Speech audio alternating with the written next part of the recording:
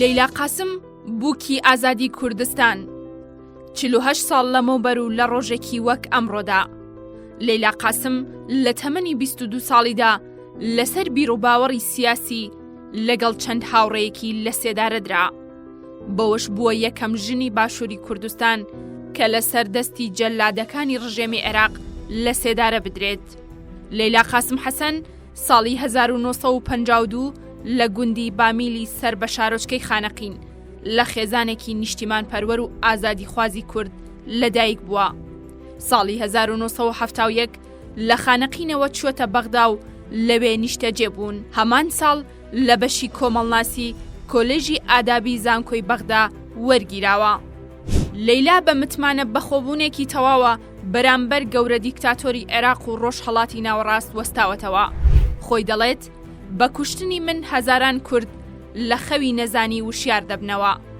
ستەم و زۆردەستی ڕژێمی عێراق بەرامبەر بە کورد کاریگەری لەسەر لەیلا دروست کردووە. وای لێ کردووە هۆگری نیشتیمانەکەی بێت. لەبارەی ئازایەتی و بیری نەتەوەی ئەو ژنە کووردا، ڕێزان عەزیز یەکێک لە خزمەکانی و نووسەر و کەسایەتی خانەقین دەڵێت کاتێک لەیلا قاسم لە زینداندا بووە و دایکی سەردانی زیندانی ئەبوو غورێب دەکات و بۆ دوایین جار چاوی بە کچەکەی دەکەوێت، لەیلاش دوو داوای لێ دەکات و بە دایکی دەڵێت جلی کوردیم بۆ بێنن بۆ ئەوەی بە جلی کوردیەوە شەهید ببم و ببمە بووکی کوردستان، هەروەها بەشێک لە قژەکەشم ببڕن و بە کێلی قەبرەکەمەوە هەڵی بواسن.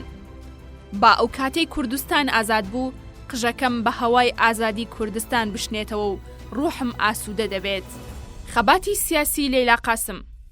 هەرچەندە لەیلا قاسم لە منداڵیەوە خاوەن هەستێکی بەرزی نەتەوەی بووە، بەڵام ژیانی سیاسی و خەباتی نەتەوەی بە شێوەیەکی چالاک لە ساڵی 1970 دەستی پێکرد.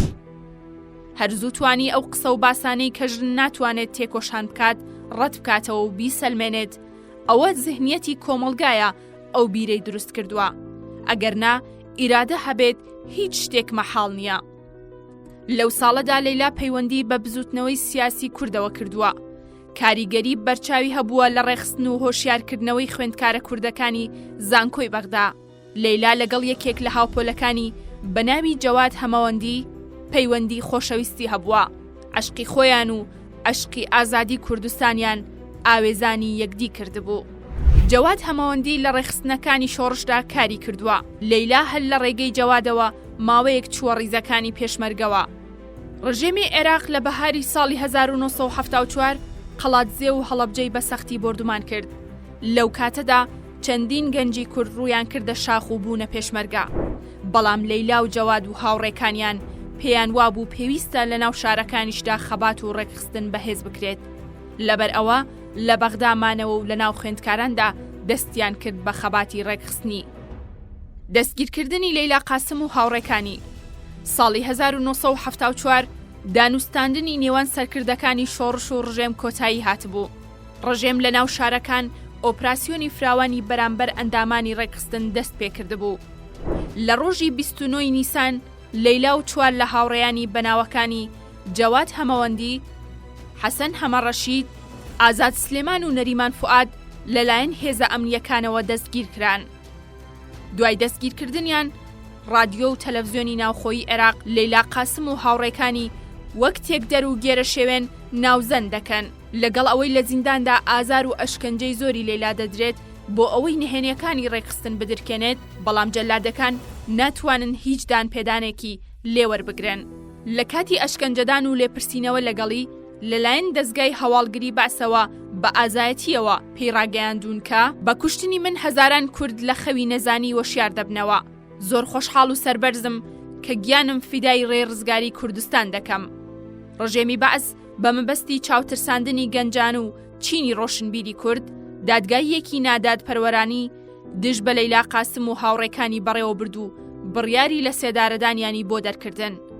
دوای تێپەڕبوونی 2 هەفتە بەسەر دەستگیرکردنیاندا کاتژمێر 7 سەر لە بەیانی ڕۆژی 12 ئایاری 1974 لەیلا و هەر چوار هاوڕێکەی لە سێدارەدران. کاریگەری و کاردانەوەی لە سێدارەدانی لەیلا قاسم. لە سێدارەدانی لەیلا قاسم و هاوڕێکانی نەک هەر لە کوردستان و عێراق بگرە لە تەواوی وڵاتانی عەرەبی و جیهان دەنگدانەوەی هەبوو. لەیلا قاسم بووە یەکەم ژنی سیاسی لە مێژووی عێراق و کوردستاندا کە لە سێدارە بدرێت.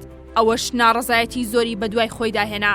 هەروەک لەیلا خۆی وتبووی شەهیدکردنی دەبێتە ئیلهامێک بۆ گەلی کورد. هەزاران گەنجی کورد بە ئاگا هاتنەوە و هەزاران کچی کورد ناونران لەیلا. چەندین شوێنی وەک پارک و خوێندنگا بەو ناوە ناسێنرا و بووە بووکی کوردستان. هەروەها بە هەزاران گەنج بە ئەوینی تێکۆشانی لەیلاوە ڕوویان لە چیاکان کردووە. لەیلا قاسم بووەتە هەوێنی چیرۆک و داستان و هەڵبەستی شاعیرانی گەورەی کوردی وەک جگەرخوێن و هێمن و شێرکۆ بێکەس و زۆر شاعیری دیکە.